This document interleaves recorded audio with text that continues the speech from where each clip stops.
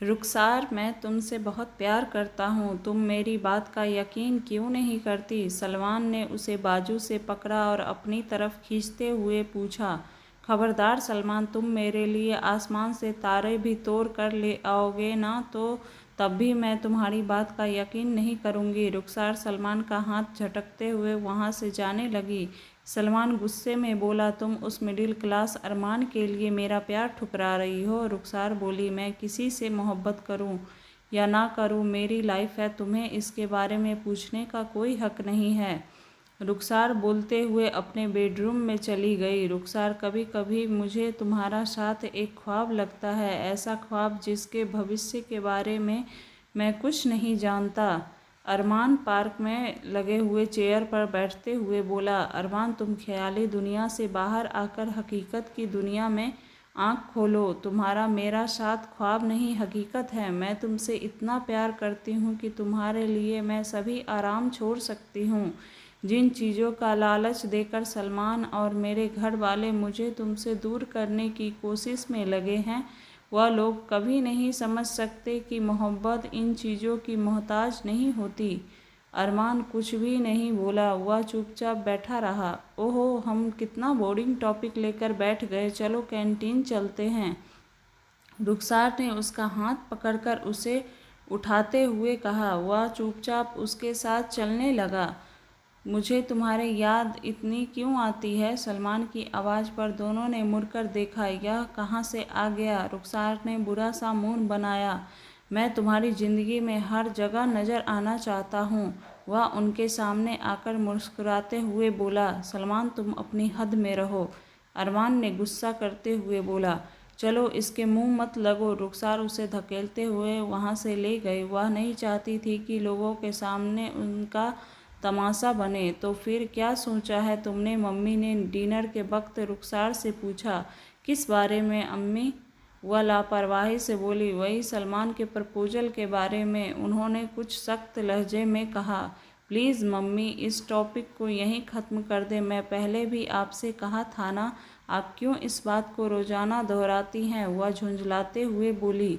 बेटा, आप रिलैक्स होकर खाना खाएं, हम फिर कभी बात कर लेंगे, डैडी ने बहुत नर्म लहजे में कहा। आपने ही इसे बहुत सर पर चढ़ा रखा है। इकलौती होने का यह मतलब नहीं है कि यह अरमान जैसे मिडिल क्लास का हाथ थाम ले। मम्मी गुस्से से बोली।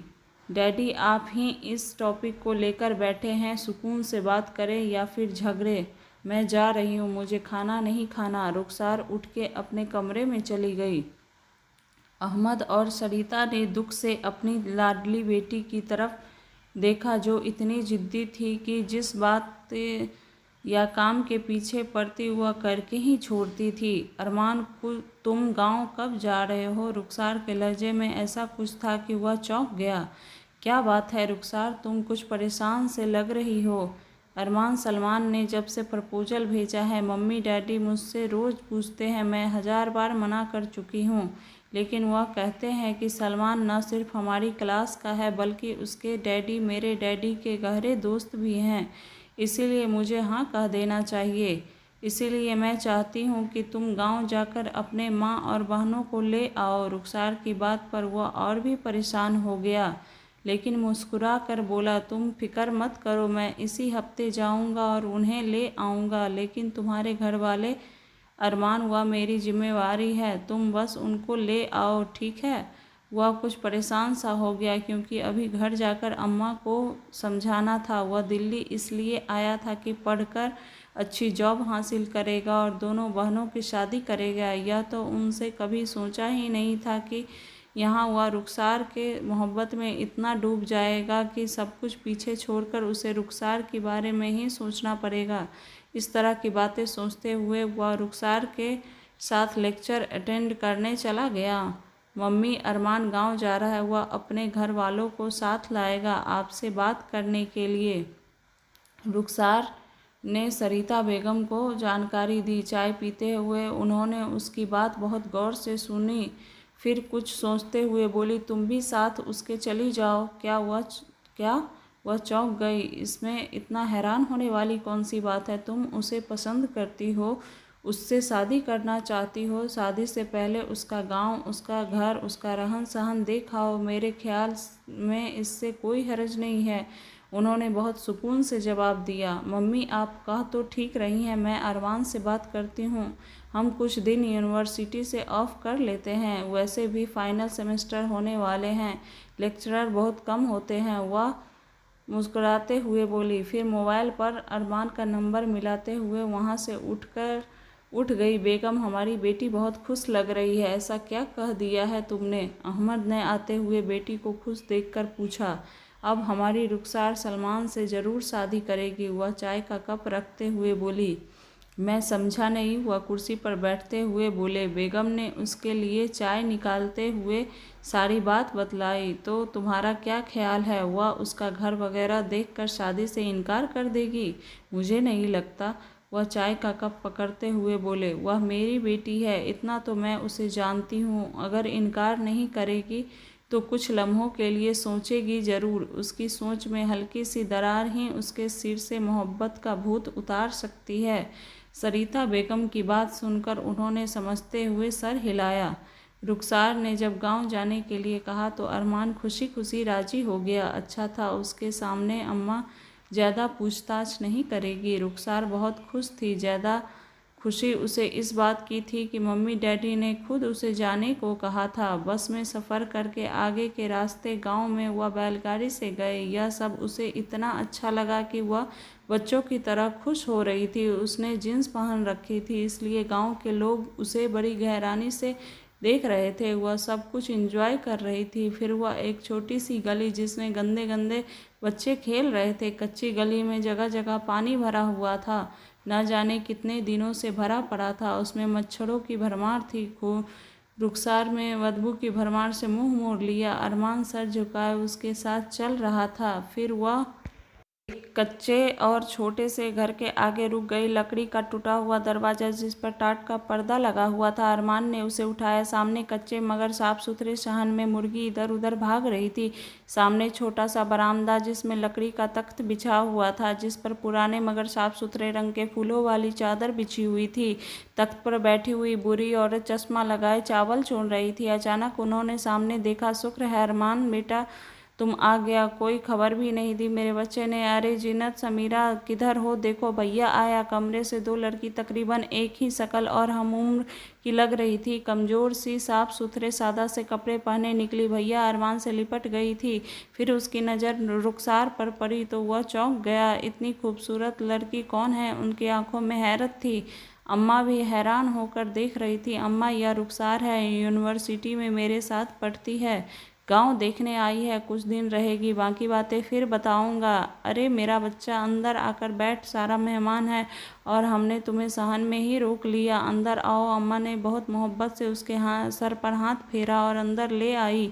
छोटा सा कमरा जिसमें एक पुरानी कालीन बिछी थी, उस पर प्लास्टिक की कुछ कुर्सियां मोड़े पड़े थे। दीवार के साथ छोटा सा बेड लगा पड़ा था। सामने दीवार के साथ लकड़ी के छोटे छोटे टेबल पर टीवी रखा था। वह एक कुर्सी पर बैठ गई। जिन्नत, समीरा जल्दी से चाय और पानी लाओ, फिर ना खाने का इंतज़ाम करो। अम्मा ने बेटियों से कहा। मुझे फ्रेश होना है, उसने धीमी आवाज़ से कहा। अम्मा इन्हें ज़रा वॉशरूम ले जाएं। अरमान ने कहा। बेटा तुम अपनी कपड़े निकाल लो, मैं पानी वगैरह देख आती हूँ। वह बाहर निकल गई। तुम आराम से फ्रेश हो जाओ, चाय वगैरह पियो, हम फिर बात करेंगे। अरमान यह कहकर बाहर चला गया। उसने एक ठंडी आह भरी और बैग से कपड़े निकालने। वॉशरूम इतना छोटा था कि उसमें खड़े होने की भी जगह नहीं थी। मैं कैसे नहा पाऊंगी? उसे अपने घर का वॉशरूम याद आ गया। अब मजबूरी थी। सफ़र के वक्त की मिट्टी धूल जमी थी। उसकी पसंद तबीयत से बर्दाश्त नहीं हो रहा था कि वह फ्रेश हुए वक्त पानी भी पी ले। जैसे तैसे वह फ्रेश होकर बाहर निकल गई। उसी कमरे में प्लास्टिक की टेबल पर चाय के साथ बिस्किट, नमकीन और चिप्स वगैरह रखे थे। चाय पीकर उसे मानना पड़ा कि ऐसा जायका उसके घर के बावर्ची में भी नहीं थी। फिर जब उसने खाना खाया, बिरयानी इतने मज़े की थी कि उसका जी चाहा उंगलियां चाटती रह जाए। चलो रुखसार, अब तुम आराम कर लो। अरमान ने उसे एक कमरे में ले गया जिसमें नीले रंग का कारपेट बिछा हुआ था और सेंटर में बेड लगा हुआ था। दीवार पर बहुत खूबसूरत तस्वीर लगी थी। ये तुम्हारा कमरा है ना? उसने खुश होकर पूछा। हाँ, अरमान ने मुस्कुराकर जवाब दिया। फिर तो मैं यहीं आराम करूंगी, रात बहुत हो रही थी। रुखसार का बड़ी मुश्किल से आंख लगी थी कि उसे गर्मी का एहसास हुआ उठकर बैठ गई। लाइट चली गई थी, उसका दम घुटने लगा। सब आराम से सो रहे थे, फिर उसे मच्छरों ने काटना शुरू किया। उसका दिल चाहा कि वह बहुत रोए। रात भी पहाड़ जैसी हो गई थी। सारी रात गर्मी में रात उसने बड़ी तकलीफ से गुजारे। सुबह होते ही उसने सामान पैक किया। अरमान, मुझे घर जाना है, मुझे यहाँ नहीं रहना। लेकिन हुआ क्या? कुछ तो बताओ। वह परेशान हो गया था। बस मुझे जाना है, वह जिद पर बैठ गई। अरमान रुखसार को लेकर दिल्ली वापस लौट गया।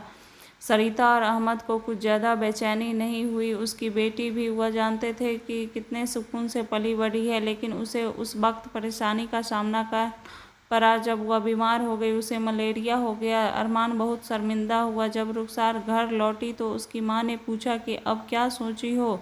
शादी तो अभी भी मैं उसी से करूँगी, लेकिन वह यहीं रहेगा मेरे साथ, मैं गाँव नहीं जाऊँगी। उन्होंने अरमान को बुलाकर सारी बात की। उसे नहीं मानना था, वह नहीं माना। उसने कहा, रुखसार मेरे साथ शादी करके मेरे साथ घर पर रहेगी, मेरी माँ और बहनों के साथ। बेटा, आप अपने घर वालों को यहाँ ले आए, हम अपनी बेटी को अलग से मकान देंगे। अहमद ने उसे समझाया। नहीं अंकल, मैं नहीं रह सकता। गरीब आदमी में ईगो बहुत होता है। अहमद और सरिता यह बात अच्छे से जानते थे। रुखसार पर मानो दुख का पहाड़ टूट गया। वह खामोश रहने लगी। रुखसार ने सोचा कि वह शादी कभी नहीं करेगी, लेकिन सलमान की मोहब्बत और दोस्ती ने उसे संभाला तो उसने मम्मी डैडी के सामने सर झुका दिया।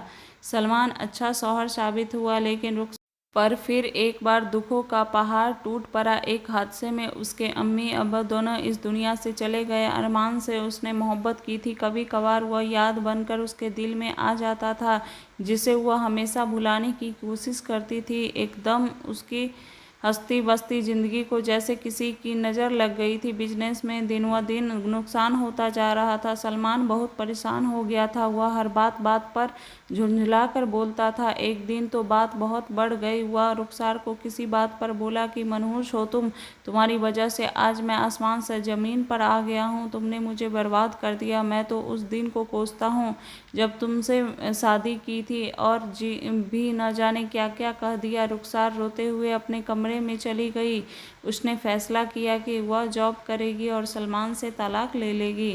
अगर आपको ये कहानी अच्छी लगी हो तो प्लीज़ मेरे चैनल को लाइक एंड सब्सक्राइब करें, और हाँ, कमेंट करना बिल्कुल भी ना भूलें, ताकि मैं और भी अच्छी अच्छी कहानियाँ आपके लिए लेके आऊँ। धन्यवाद।